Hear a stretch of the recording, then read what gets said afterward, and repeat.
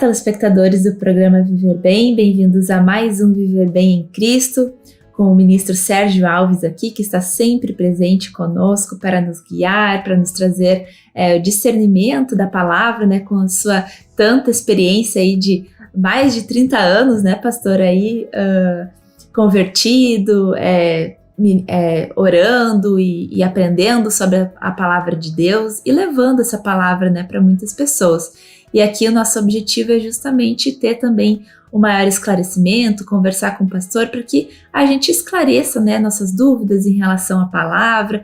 Fiquem à vontade também para sempre nos mandarem, né, questões e dúvidas para a gente esclarecer aqui em próximos programas com o pastor. Mas, pastor, então, muito bem-vindo a mais um Viver Bem em Cristo, que hoje seja um programa muito abençoado aí de Deus. Boa noite, Stephanie. Boa noite a toda a audiência do programa. Que Deus esteja nos iluminando, nos abençoando aqui para inspirar, para dar as respostas adequadas a todos os questionamentos e que Deus conduza o programa com a sua luz, com o seu poder. Estou à disposição. Amém. Então, pastor, o tema de hoje é a palavra de Gálatas 5,16. Quem estiver em casa aí, né, com a Bíblia pertinho, já aproveita, já abre junto na palavra, acompanha com a gente. Ali nesse trecho do 16 ao 26, fala sobre as obras da carne e o fruto do Espírito, onde a palavra de Deus aqui discorre sobre quais são então as obras da carne, como, por exemplo, idolatria, inimizade, ciúmes, iras, enfim, né? Ele vai discorrendo ali sobre algumas, inclusive, por exemplo, bebedices, glutonarias e coisas semelhantes a estas. E também fala dos frutos do Espírito, que são a mansidão, a longanimidade, a fidelidade, o domínio próprio, né? Então, nessa palavra que Deus revela muitas condutas, né? Que são guias ali para onde a gente pode desfrutar, de fato, do Espírito Santo em nossas vidas. E, pastor, a principal dúvida aqui é em relação à questão, né, de bebedices e glutonarias. Porque muita gente gosta, né, de aproveitar aquele churrasquinho, de aproveitar aquela caipirinha, aquela cervejinha. E aí eu, particularmente, né, venho orando muito e meditando nessa palavra para a gente entender, né, o quanto também Deus também permite que a gente desfrute das coisas terrenas, né, porque Deus, eu creio que é que a gente viva em abundância, né, tanto espiritual quanto naturalmente, mas também a gente precisa entender em que ponto a gente precisa carregar nossa cruz, né, de muitas vezes negar a nós mesmos para servir a Cristo. Então, como ter esse discernimento, né? Até onde eu posso ir, até onde, né? Como é que tem aquela outra palavra que fala tudo me é lícito, mas nem tudo convém, né? Então, fala um pouquinho pra gente sobre isso, pastor. Você citou a palavra que traz uma instrução de Deus sobre as coisas terrenas, das quais temos que usufruir, ou participar, ou sim ou não, né? Qual é o conselho de Deus sobre isso? Em primeiro lugar, tudo que é fruto da carne vem de uma natureza terrena.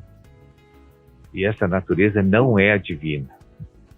O fruto do Espírito é oriundo de uma natureza divina, né?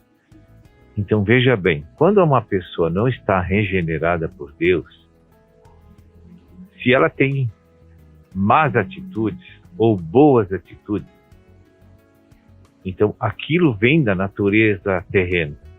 A gente precisa primeiro explicar isso. Porque o Salmo 51:5 diz que a gente nasceu na iniquidade e em pecado nos concebeu nossa mãe. Portanto, a gente já nasce sem a natureza divina e se cria e vive, se cria sem a natureza divina. Lá um dia, Deus, conforme a revelação de João 15:16, que diz que é Jesus que nos escolhe, nos traz para a igreja. A gente até pensa que foi o João da Silva, o Pedro, né, que nos trouxe, a Maria, enfim, a gente sempre acha que aquela pessoa que pregou o evangelho foi a que nos trouxe para a igreja, para o reino, para sermos regenerados, né?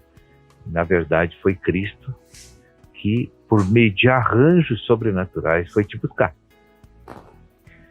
Então, quando você, recebe o nascer da água do Espírito, então você tem duas naturezas dentro de você. Tem a divina e tem a terrena, natural. As duas têm manifestações. Por exemplo, quando uma pessoa não tem Deus e está agindo moralmente, adequadamente e moralmente adequada, o que a gente diz? Aquela pessoa teve uma boa educação secular, natural. Uhum. Mas aquilo não é um fruto do Espírito, porque não vem da natureza divina. Aquilo é a obra do bem do homem, né? Então aí você disse assim, olha, é certo, o que é glutonaria? Glutonaria é comer mais do que necessita e precisa, por concupiscência dos olhos. O que é beber? Bebedice, né? É beber mais do que você perde o controle quando bebe demais. Você já não tem, você não está mais gerenciando as suas atitudes, o seu falar, e você fica realmente num estado em que você perde completamente o controle sobre sua vida. Então, isso passou dos limites. Aí você citou a palavra do apóstolo Paulo, que diz assim, todas as coisas me são lícitas, mas nem todas me convêm. E eu não vou me deixar me dominar por nenhuma delas. Né? Então, você perguntou aí, Deus aprova que eu tome aí uma bebida de álcool, um vinho, uma cerveja, uma caipira, como você falou? Eu vou dizer assim, eu não julgo quem toma. O que eu quero aqui deixar claro aqui é que Deus também não vai proibir que você tome. Fique bem claro isso. Agora, tem um versículo logo à frente aí, em Efésios 5:18, que diz assim, não vos embriagueis com vinho, mas enchei-vos do Espírito Santo. Por que a gente bebe além do que pode ser normal? Porque a gente quer ter uma fuga, quer fugir de uma situação, quer forçar que você fique mais simpático, mais alegre, mais magnético, mais comunicativo. E tem pessoas assim que sempre usam o álcool como subterfúgio para mudar a sua condição estável, natural. E isso é que não é correto, entende? Sim, o motivo pelo qual a pessoa levou a fazer aquela atitude, aquela ação, e também a consequência disso, né? É a consequência. Então, ele é lícito eu tomar alguma coisa de álcool? Sim, é lícito. Mas me convém? Por que ele diz me convém? Se eu já tenho o Espírito Santo, eu não tenho necessidade de tomar isso. Porque isso para mim sempre é um risco. Porque ainda carrega uma natureza terrena, humana, que pode se descontrolar a qualquer momento. Então, eu não vou dar ocasião a esse desequilíbrio. Uhum. Tem a palavra que fala, né, não deis ocasião à carne também. Então, a gente tem atitudes aí, dependente se é isso ou outras, né, que a gente tem que dão ocasião à carne, que nos deixam mais propensos ao pecado, né? Então a gente precisa se afastar dessas atitudes para que a gente não tente, né? Não fique tentado também. Seja, aqui a gente está trazendo o exemplo da bebida, mas em relação à comida, em relação a dissensões, né? Porfias, enfim, né? Discussões, brigas, né? Veja que quando você fica embriagado, que é o descontrole, e aí já é o pecado, né? Então você já não tem mais lucidez, sobriedade para manter a tua vida normal, dentro dos padrões de Deus. E aí tudo fica mais fácil para a pessoa. Porque a pessoa não fica sob o comando mais ou do seu quadro moral reto ou do Espírito Santo. Se afasta, né? Se afasta. Ele vai ser vencido pela concupiscência, entende? E aí pode cometer atos de torpeza e até de entristecer a Deus, porque toda a transgressão do mandamento é um pecado. Mas como eu disse no início, Deus não proíbe, mas te ensina a te abster. Dentro de um quadro de controle sereno que vai te fazer muito bem para a vida. Por exemplo, a glutonaria, por exemplo, é a pessoa que sempre come além do que precisa. Isso vai dar problema físico, doenças, enfermidades, né? Ou ela gosta de uma coisa e não sabe se controlar porque gosta demais daquilo. Então todas as coisas estão listas, mas nem todas me convêm. Por exemplo, assim, tem outras coisas. Assim, jogar futebol é pecado? Não, não é pecado. Pode jogar futebol? Pode. Vôlei? Pode. Mas qual é o problema? É que o vôlei ou o futebol pode me tirar todo o tempo de adoração e consagração a Deus. E eu negligenciar minhas atividades que têm compromissos e responsabilidade com Deus, porque eu tenho só 24 horas num dia. Eu preciso dormir 8, eu preciso trabalhar 8 e preciso viver para a família e para Deus mais 8. Sim, é a gestão do tempo, né, da nossa vida para conseguir servir a Deus também, né? Esses são os conselhos de Deus. Amém. Nós vamos fazer um pequeno intervalo. Fique aí conosco para o próximo bloco. Até mais.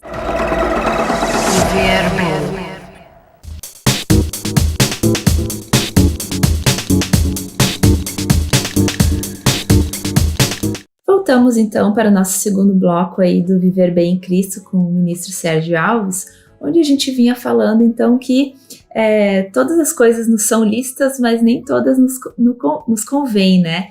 Então muitas coisas que nos levam a transgredir a palavra de Deus, a pecar, né? E que a gente precisa evitar e nos afastar de atitudes e coisas que nos afastam de Deus.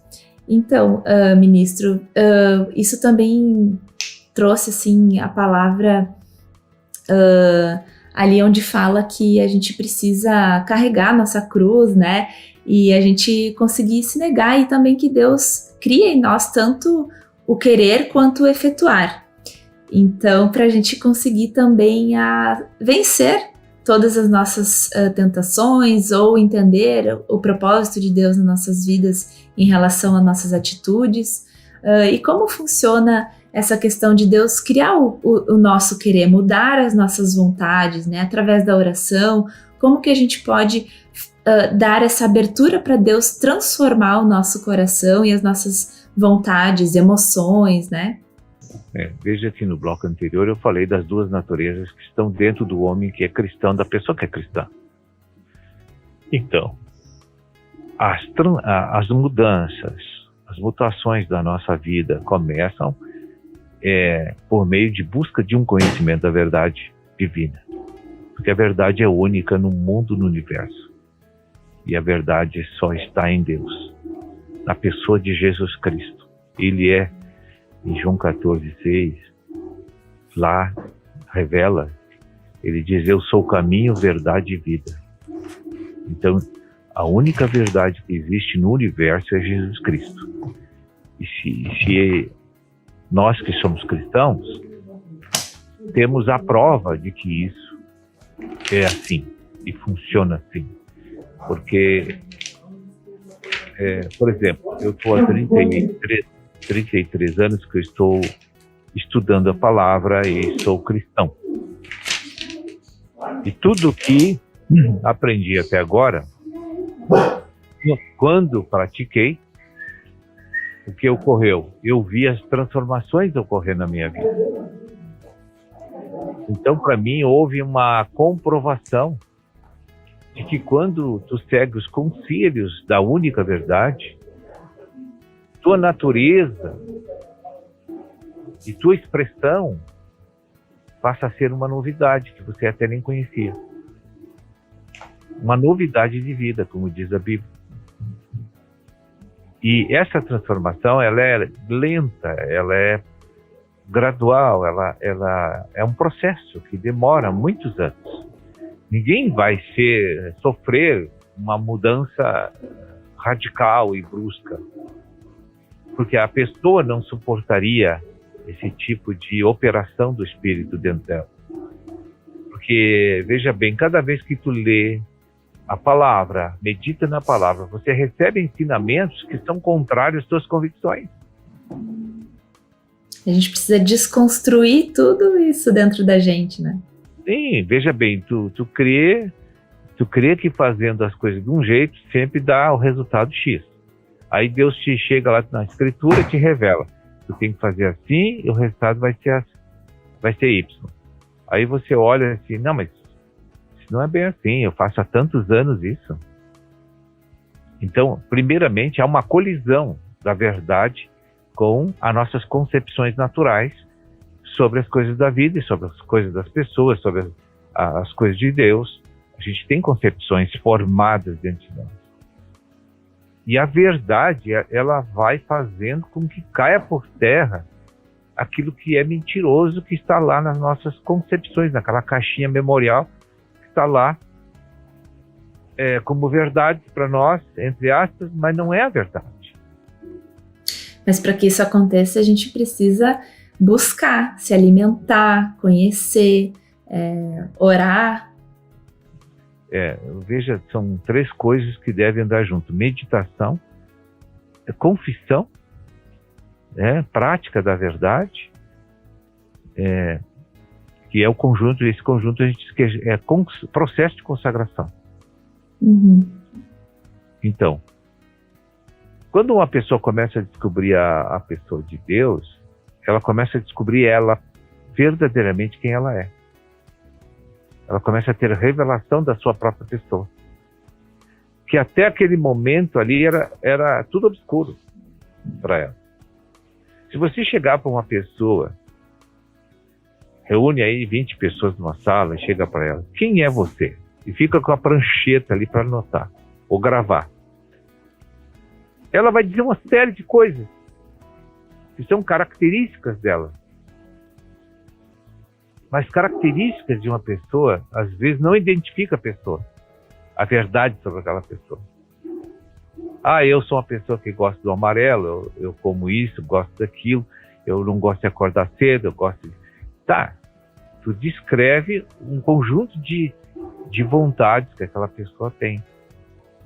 Mas isso não é discernir a pessoa, entende?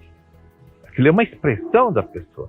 Aquilo é uma maneira de viver da pessoa, que pode alterar essas características a qualquer momento. Sim, porque a gente muda, né? Muda. Pode mudar o gosto. Mesmo que uma pessoa não conheça Deus. A Bíblia diz, quando eu era menino, pensava como menino e expressava-me como menino. Agora que eu cresci, eu não faço aquelas coisas de menino mais.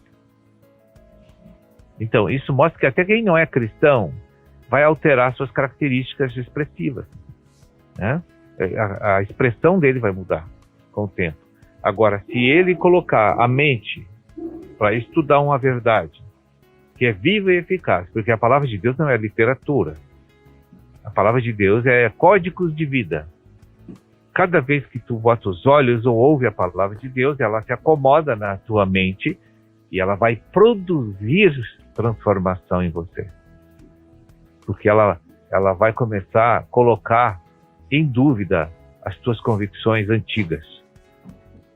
Porque ali está uma verdade que às vezes não está, as tuas convicções não estão embasadas nessa verdade. E aquilo vai sofrer um processo de implosão daquelas convicções ao longo dos dias. E você vai perder a credibilidade dessas convicções antigas para viver a nova. Entendeu? Amém. E as pessoas fora, às vezes, tem a palavra, né, que é loucura para os que são de fora, às vezes, vendo, né, mas para a gente que está se alimentando e vivendo aquilo, é poder de Deus, é sabedoria de Deus, né? Pegamos um exemplo da ofensa e do perdão. O princípio do perdão. O que a natureza terrena reage diante de uma ofensa? Tristeza, cólera, sentimento de vingança, revolta, e faz você se sentir muito mal quando uma pessoa te ofende. Então as reações são as mais variadas de acordo com as pessoas. Tem um que se entristece e fica depressivo. E tem outros que se encolerizam e querem a vingança. Enquanto não vê o fim daquela pessoa, eles não descansam.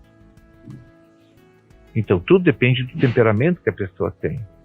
Agora, quando uma pessoa olha para a verdade, para reagir e agir diante de uma ofensa, ela fica saudável e estável psicologicamente. Porque Deus vela pela sua palavra. Se ela perdoa como Deus manda e abençoa o ofensor, Deus tira todas essas coisas ruins que esse fato da ofensa gerou. São entraves espirituais, né? Não. Porque aí ela não vai ter nenhum tipo de sentimento nocivo e negativo que vai estar perturbando, martirizando aquela pessoa. Ela vai adquirir a paz, porque ela obedeceu a Deus. Deus é responsável para retirar aquele mal-estar, aquelas lembranças ruins, e vai conceder a ela a paz. Esse é o prêmio para quem obedece à palavra de Deus na questão das ofensas, na questão do princípio do perdão. Então, se tu perdoa, tu vai obter paz. Aí o inimigo, os espíritos, vêm sempre fazer você lembrar dos fatos da ofensa. Isso é uma coisa que vai desvanecendo e vai terminar daqui a pouco. A gente chama de ressentimento. Né? De vez em quando tu tá lá, fica quieto, assim, vem a lembrança das coisas ruins. Aí tu ora, Senhor, eu já perdoei essa pessoa, eu já estou livre dessa questão. E aquele pensamento vai dissipar. Amém. Por lembrar, a gente sempre vai lembrar, né? A gente tem memória, mas que não te impeça de evoluir em Cristo, não te impeça, não crie nenhuma raiz de amargura. Exatamente. Então, você não pode deixar que os danos da relembrança sejam tão nocivos para você mais. Sim. Amém. Bom, nós vamos chegando ao fim aí desse grande e maravilhoso Viver Bem em Cristo. A gente espera que você aí em casa também possa meditar nessas palavras, né, se aproximar de Deus. E convidamos vocês a assistirem também outros programas anteriores que estão disponíveis lá no nosso canal do YouTube, Prog Viver Bem. Muito obrigada, Ministro Sérgio Alves, até a próxima. Viver Bem.